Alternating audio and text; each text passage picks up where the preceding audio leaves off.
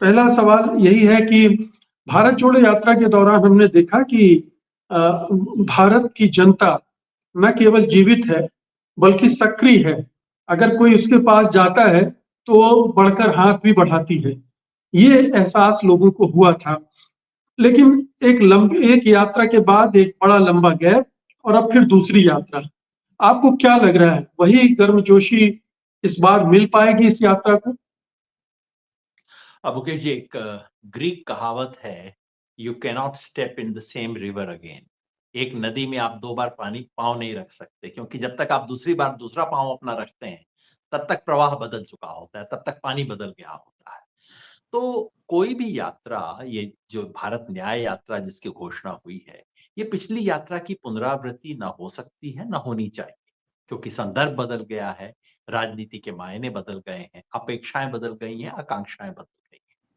पिछली यात्रा एक ऐसे समय थी जब देश में लग रहा था कि कांग्रेस का तो वजूद खत्म होने वाला है, और कहीं ये था कि अब सिर्फ नफरत और झूठ ही इस देश में चलेगी और कोई खड़ा हो ही नहीं सकता।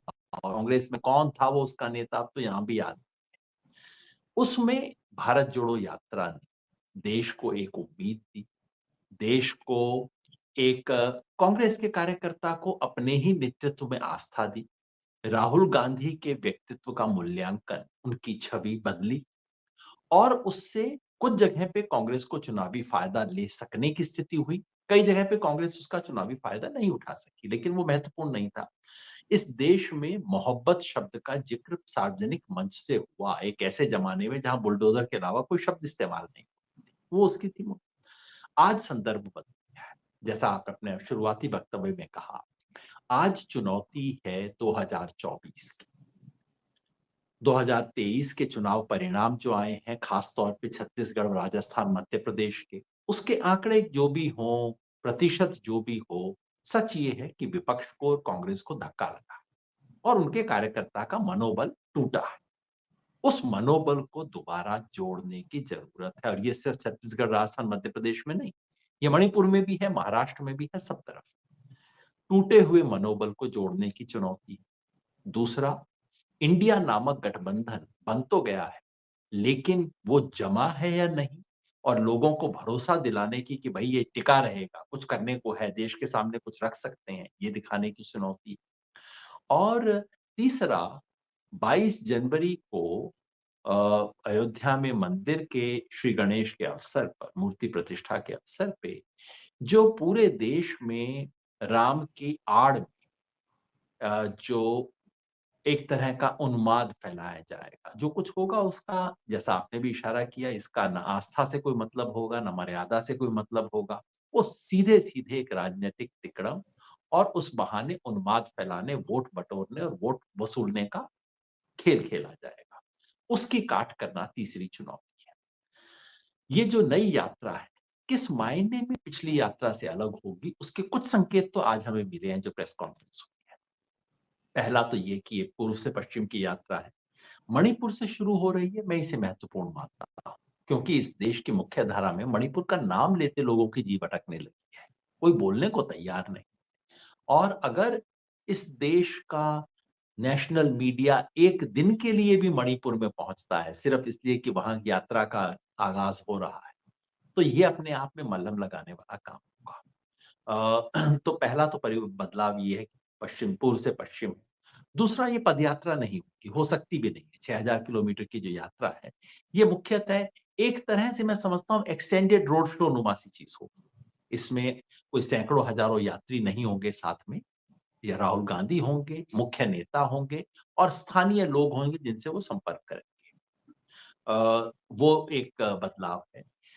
जो सब्सटेंशियली महत्वपूर्ण बदलाव है वो ये है कि पिछली यात्रा का फोकस था जोड़ो, मोहब्बत, और कहीं ना कहीं उसके पृष्ठभूमि में हिंदू मुस्लिम डिवीजन, जो इस देश में सांप्रदायिकता का जहर था, वो था, उसकी काट था। आज जो न्याय यात्रा की घोषणा की गई है, उसका जो सादा मतलब मैं समझ सकता हूं वो ये कि देश को जोड़ा तभी जा सकता है अगर देश को न्याय की बुनियाद पे खड़ा किया जा सके। न्याय के बिना देश जुड़ता नहीं। सिर्फ यूं ही दोनों एक दूसरे से मिल जाओ, हाथ मिला लो, नहीं।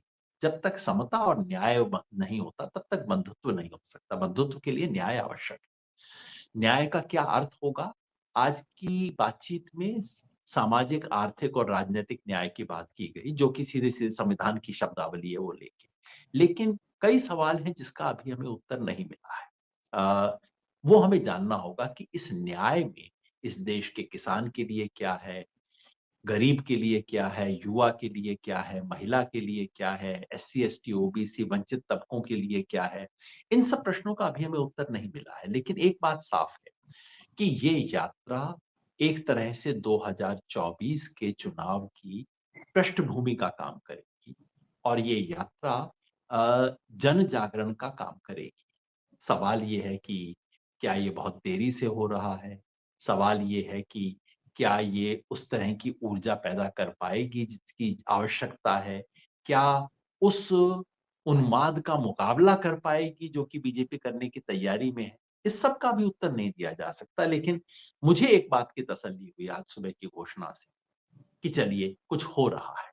क्योंकि ड्राइंग रूम में बैठ के, प्रेस कॉन्फ्रेंस में बैठ के, एआईसीसी हेडक्वार्टर में बैठ के ये कहना कि बीजेपी जो कर रही है वो गलत है, ये काफ़ी छोटी लाइन को मिटाने का एक ही तरीका है कि आप उसके बरक्स एक लंबी लाइन खींचे। अब ये लाइन लंबी होगी या नहीं हम अभी से कह नहीं सकते।